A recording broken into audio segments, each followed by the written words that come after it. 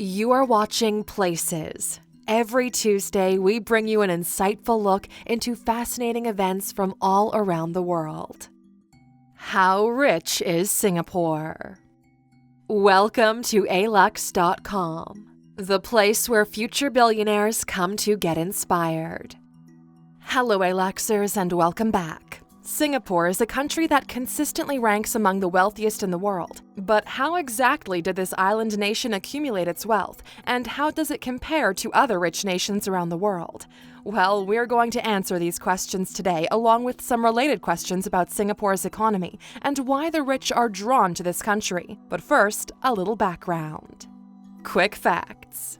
Let's take a few minutes to get acquainted with this amazing location before moving on. Officially, the Republic of Singapore is an independent island nation within the southern tip of Malaysia, but its landmass actually includes 62 offshore islands which surround the primary island.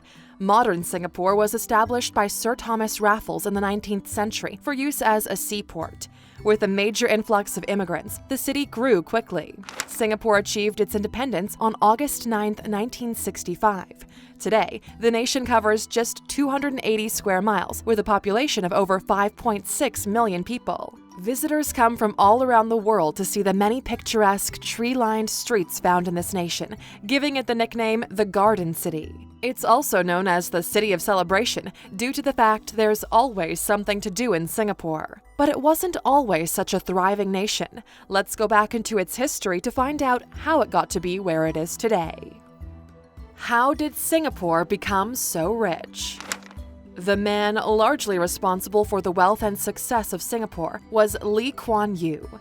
Considered the founding father of Singapore, Yew transformed a fledgling nation into an economically rich world influence. However, when they were granted independence in 1965, there were few natural resources at the country's disposal. Yet Kuan helped transform the tiny nation on the brink of elimination into a renowned financial center.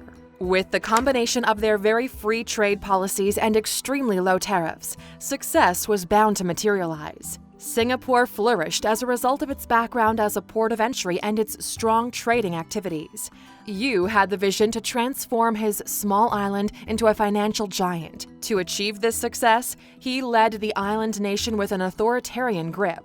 Yew left no room for the practice of financial corruption in any form, and his policies saw billions of dollars pouring into the country. Their major sectors today are the manufacturing of electronics and machinery, biomedical science, transport engineering, and tourism.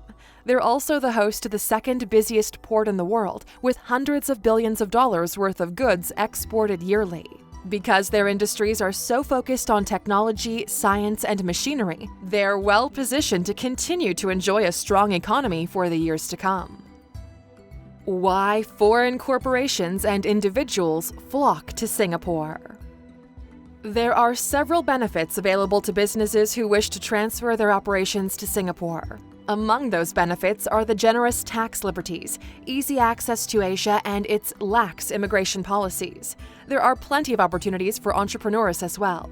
One can start their own company in Singapore in only 3 hours' time. Before you even think about that, you should check out our video, The 15 Things You Should Know When Starting a Business, by clicking in the top right corner. Individuals tend to migrate to Singapore for various reasons. One of the highlights of Singapore is how easy it is to integrate into the ranks of the population. The normal birth rate in Singapore is exceptionally low, and the constant influx of foreigners into the country helps maintain a balanced population. English is also a widely spoken language. Although the cost of living in Singapore might be high, the salaries tend to match the cost. The higher incomes, coupled with the lower income tax rate, results in a not-so-prohibitive cost of living. However, it should be noted that in Singapore, 37% of salaries go to the Central Provident Fund, or CPF. This actually takes cash out of the earner's hands and puts it into their retirement account, which certainly gives more stability to the aging population. And one of the more enticing advantages to residing in Singapore is the low crime rate. The state often punishes minor offenses very severely in their efforts to curb crime at all levels. A minor traffic offense could readily result in a very steep fine. This policy acts as a good deterrent for the criminal actions of all sorts. Singapore has been listed by the Economist Intelligence Unit as the most expensive place to live out of all the cities around the world for 4 years in a row. Therefore, we can easily understand that although Singapore might enjoy a higher standard of living, it's not without its cost. The current rates in real estate are approximately $3,000 per square foot. Even with these high costs, Singapore has sold more luxury homes to the incoming foreigners in 2019 than the previous 12 years. In one quarter of 2019 alone, 140 luxury homes valued at over $8 million were sold to foreign buyers. This gives you just a small taste of the wealth that's found in Singapore, but let's see if we can get an even better idea. Just how rich is Singapore?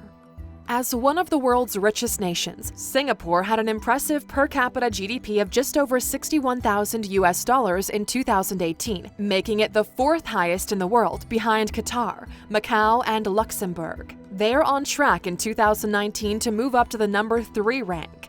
When it comes to the mean wealth per adult in the country, Singapore drops down to 13 with a still impressive $297,000 as the average wealth per adult. With its steady increase in value, the nation has earned a reputation of being a rich man's playground. In 2018 alone, the wealth of the top 50 richest people in Singapore increased by more than 12% for a total of $130 billion.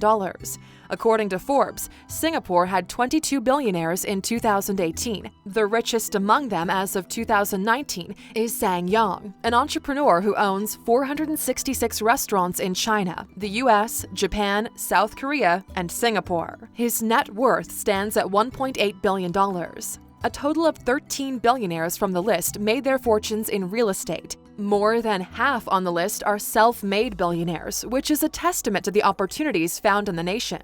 Despite the high average of wealth and the strong GDP, the majority of people living in Singapore do not feel rich. This is a result of several factors, including the fact there's so much withdrawn from their salaries for retirement and the high cost of living. You won't find a car in Singapore for less than $76,000, for example, and even the government-subsidized apartments cost a minimum of $1 million. Healthcare costs are also extremely high and increase at a rate of about 15% per year. After the CPF contribution is subtracted, the average wage for a Singaporean is only about $33,000. This number does get a bit skewed because of the significant wage inequality in the country. So while there are plenty of rich people in the nation who are seeing their fortunes increase at a rapid rate, there is certainly another side of the coin with many struggling just to pay for basic necessities. So yes, Singapore is a very wealthy nation, but that wealth is not evenly distributed to a large portion of its population. Conclusion.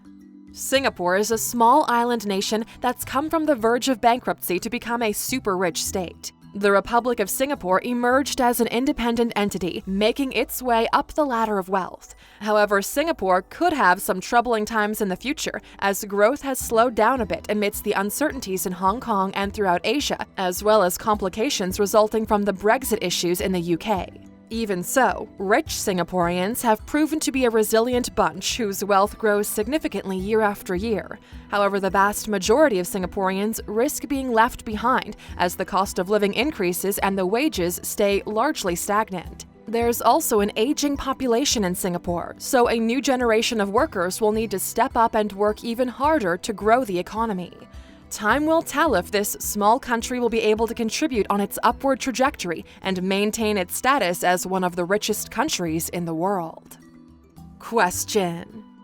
Now that we're reaching the end of our discussion on Singapore, we're curious, Aluxers.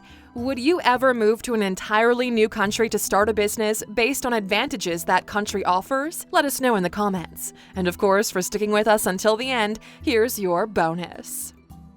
One of Singapore's most popular attractions is their island of Sentosa, which is completely covered with amusement parks. On the island, there are dozens upon dozens of individual attractions. These items of interest include a replica of the ancient Maya city, water theme parks, an aquarium, a butterfly park, an old fort, and a host of other attractions. Thank you for spending some time with us, Aluxers. Make sure to subscribe so you never miss another video. We also handpicked these videos for you to watch next. As always, the conversation continues on social media. Thanks again, and we can't wait to have you back tomorrow.